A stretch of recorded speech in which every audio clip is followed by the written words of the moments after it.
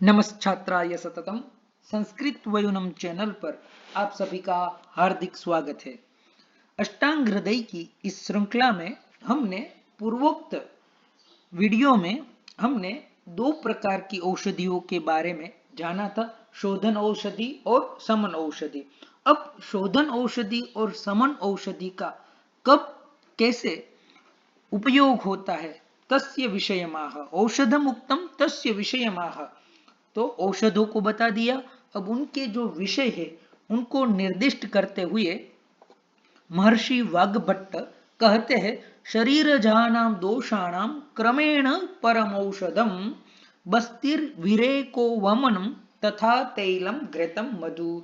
यानी शरीर जहानाम शरीरे जातः शरीरजः तेषाम शरीर जानाम, यानी शरीर में जो उत्पन्न हुए हैं ऐसे दोषों का क्रमेण क्रम से परम औषधम क्या है, यानी कौन सा औषध किस दोष के लिए सबसे बढ़िया है, वह शोधन में भी और शमन में वह इस श्लोक के माध्यम से महर्षि हमें बता रहे हैं। और क्रमेण, तो क्रम कौन सा है, हमने शुरुआत में ही वायु पित्तम कफश्चेति, तो वहीं पर सारा क्रम लेना है। ठीक है, यहां पर देखिए फिर से आचार्य ने लाघव की दृष्टि से बार बार वायु पित्तम कफश्चेति ऐसा नहीं लिखते, या तेषाम ऐसा ही लिखते, तो यहां पर भी क्रमेण ऐसा लिखकर बता दिया है कि इन दोष के लिए यह औषधि जो है वह उपयुक्त है।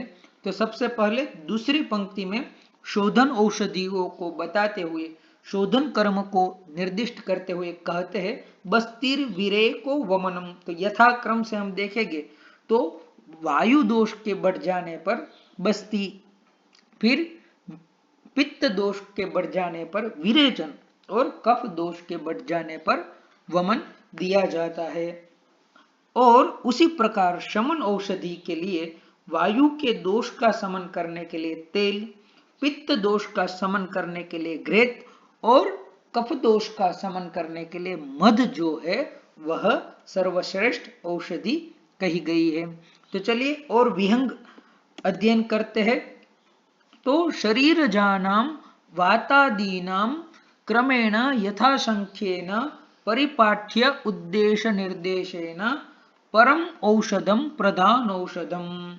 ठीक है, तो वही बता रहे कि शरीर जानाम, जो शरीर में स्थित वात पित्त कफ आदि दोष है उनका यथासंख्य यानी क्रम से, यानी परिपाटी से, उद्देश्य निर्देश से प्रधान जो औषध है वह क्या है, तो बस्तिर विरेको वमनम शोधन रूपम। ठीक है, बस्ती विरेचन, विरेक है यानी विरेचन, और वमन जो है वह शोधन रूप है। और तैलादि मध्वंतम शमन रूपम, और तेल घृत और मधु जो है वह शमन रूप औषधि बताई गई है। तेन वातस्य बस्ति गुद प्रणिधेय स्नेह क्वाथादि परम औषधम।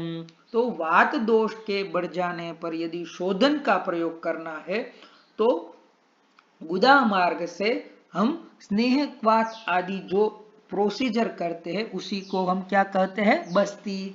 आज की भाषा में उसे अंग्रेजी में एनीमिया भी कहा जाता है। ठीक है, तो एनेमिया देना, तो उसे ही आयुर्वेद में बस्ती कही जाती है। फिर पित्तस्य विरेको मुख पित्तम गुद मार्गेण अंतस्थितस्य दोषस्य निस्सारणम परम औषधम। अब शोधन कर्म में पित्त में बताया है विरेक, विरेक यानी विरेचन। तो पित्त के बढ़ जाने पर यदि पित्त दोष का शोधन करना है तो मुख मार्ग से हम जो औषध द्रव्य है, घृत हो या अन्य कोई भी द्रव्य हो, तो वह पीकर गुद मार्गेणी यानी गुदा मार्ग से जब हम सारे दोषों का निस्तारण करते, निकाल देते हैं, तो वह औषध बताया गया है। और कफस्य वमनम मुखेन पीतम तेन एव दोषस्य निस्सारणम परम औषधम। और कफ दोष के बढ़ जाने पर वमनम, वमन जो है वह शोधन कर्म बताया गया है। तो मुखे न पीतम, मुख से ही औषधियां ग्रहण करके मुख से ही वमन यानी उल्टी कर देना जिसे हम कहते हैं, तो दोषों का निस्सारण हो जाता है उल्टी के वमन के माध्यम से, तो उसे परम औषध बताया गया है, श्रेष्ठ औषध बताया गया है। इति शोधन रूपेण दोषाणाम औषधम, तो शोधन रूप से हमने दो प्रकार की औषधि की बात की थी, शोधन और समन। तो शोधन में वात पित्त और कफ के लिए क्रम से बस्ती, विरेचन और वमन बताया गया। अब तैलादितु यानी तेल, घृत और मधु जो है वह शमन स्वरूपेण औषधम, समन के रूप में औषधों को बताया गया है।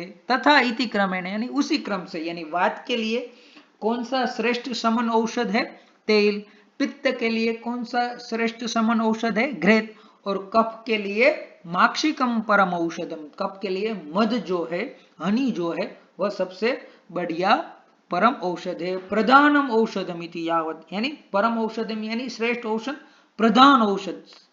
तो इस प्रकार से यह कौन से दोषों के लिए कौन सा शोधन कर्म और कौन सा समन औषध जो है वह सबसे श्रेष्ठ है, वह महर्षि वाग्भट और अरुण दत्त ने सर्वांग सुंदरा माध्यम से हमें बताया। तो आपको यह वीडियो अच्छा लगा होगा ऐसी आशा है। यदि यह वीडियो अच्छा लगा हो तो इस वीडियो को लाइक करें और संस्कृत वयूनम चैनल को सब्सक्राइब करें। अस्तु, धन्यवाद।